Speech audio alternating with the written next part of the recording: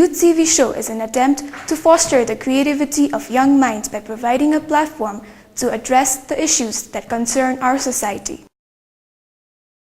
Ma'am, could you please explain about the challenges and opportunities that are faced by youths in Australia? When you come down to study, and for example, if you come to the university that I teach, our expectation is that you must be able to apply.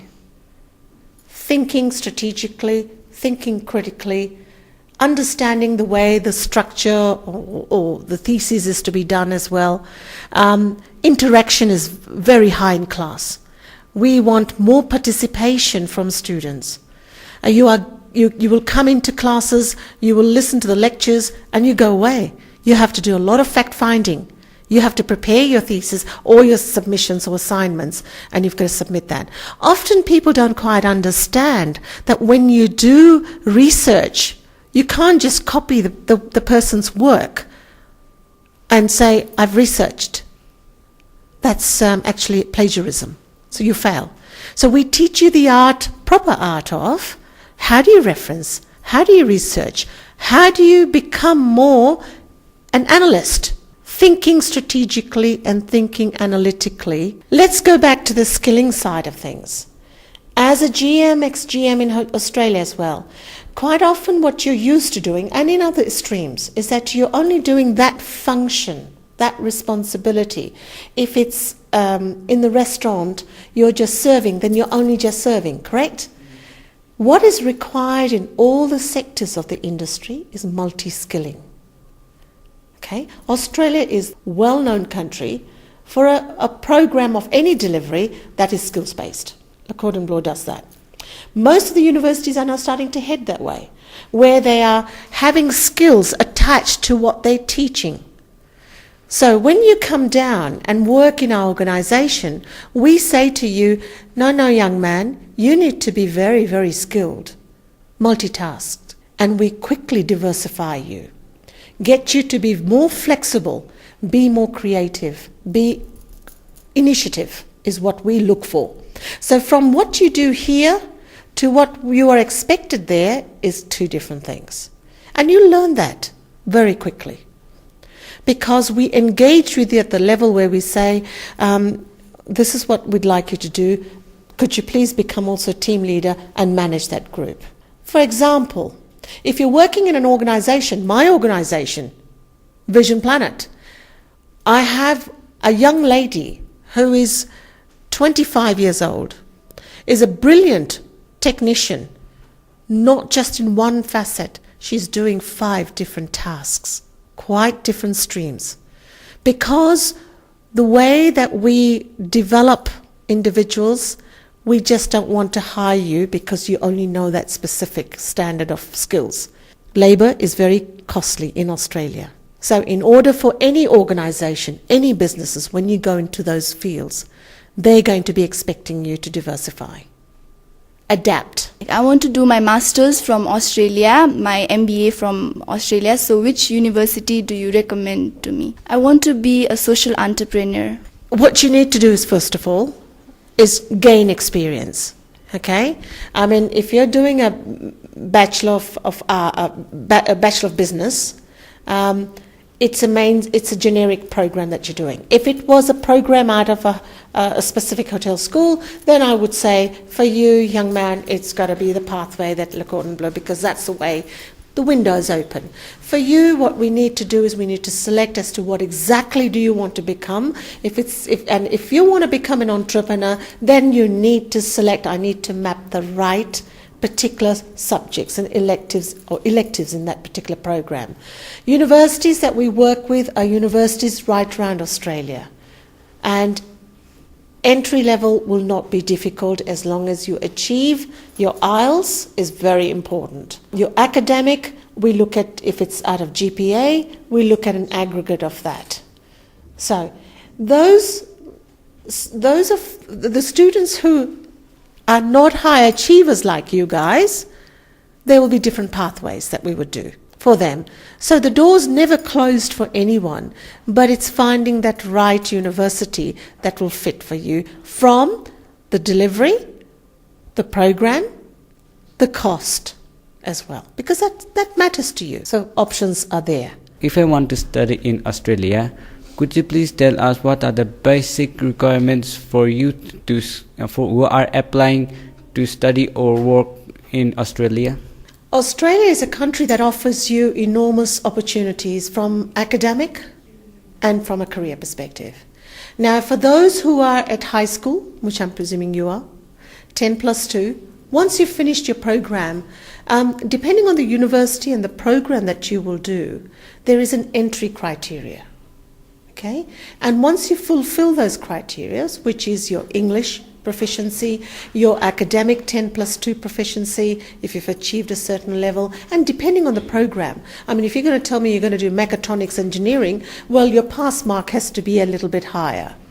Okay? It's around the 80% upwards that they look for. So each university, each program differs in terms of qualification. What we then do as Vision Planet comes in is we gather all your information, but then I started engaging with you. I will then find out what's in your head, where do you want to go. But more than that, you must tell me also, what are you aspiring to? I had the best opportunity of interviewing a young student, very, very well bright, and his aspiration is to work for NASA. And that inspired me no end, where I felt he was going down the right path, and he was very adamant how he wanted his career and the journey to do and what he wants to do coming back to Nepal. So from your perspective, we would need to see your academic results, we'd need your English proficiency, I would conduct the interviews.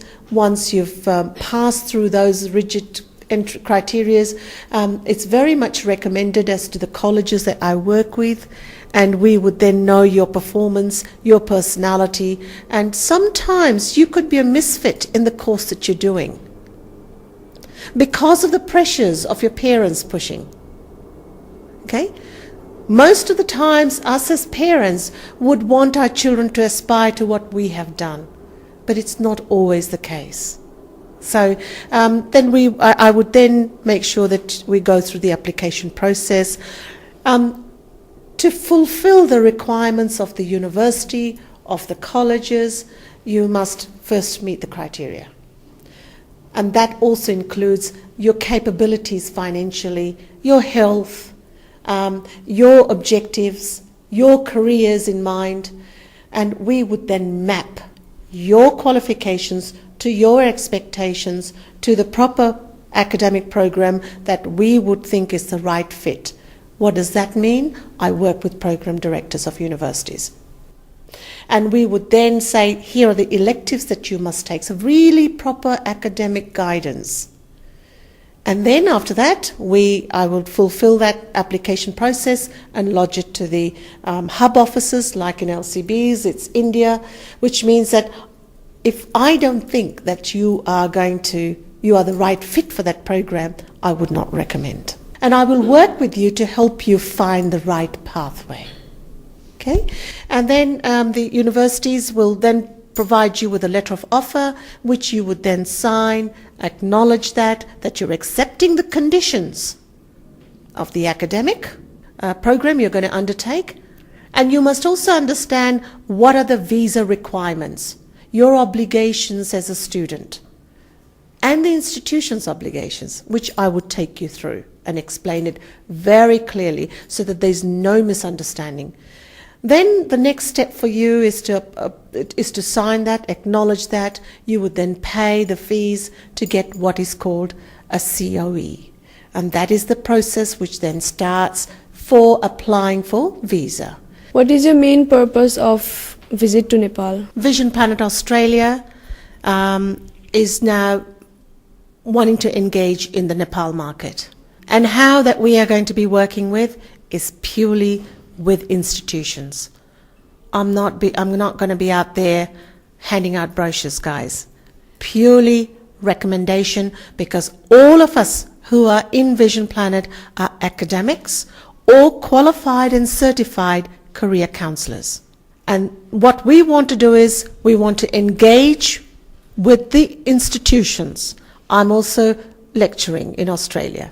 We want to be very prestige in the sense of the advice is correct, where recommendations will come to us and we will engage with that student. Trust me, it's not everybody that's going to cut the grade to coming in during the interview process. Okay, so how do we work with you people? I know you know Nepal very well. I understand the system. I understand the culture. I understand the schools and exactly how we should be integrating you into Australia.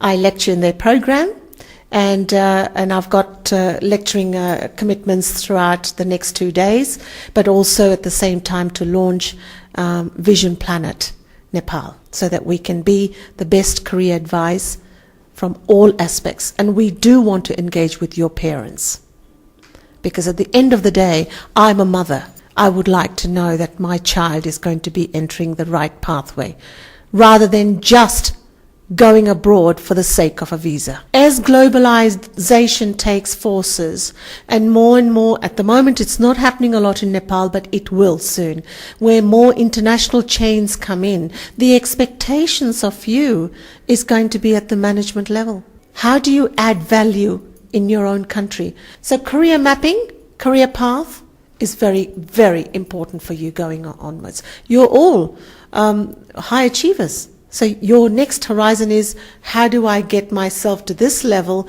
And if I want to stay there for a little while to gain experience, but then come back and add value to the country that you so deserve to give. In Nepal, about 400 educational consultancy work continuously for providing a platform for supplying the Australian education available to Nepalese students. Yes. And in average, about 1,000 students goes to Australia for their university level education annually. So as you said, you are planning to establish your Vision Planet in Nepal too.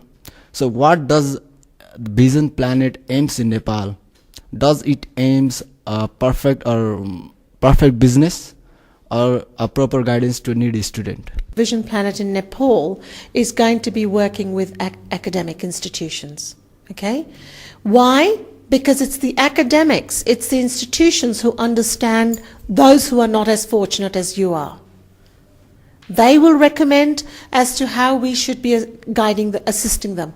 If you go out there, and as you're telling me, young man, that there's 400 education consultants out there, well, it's any gamble. Our aim is to really be very academic in advising the students, understanding their difficulties, simply, without ill guidance.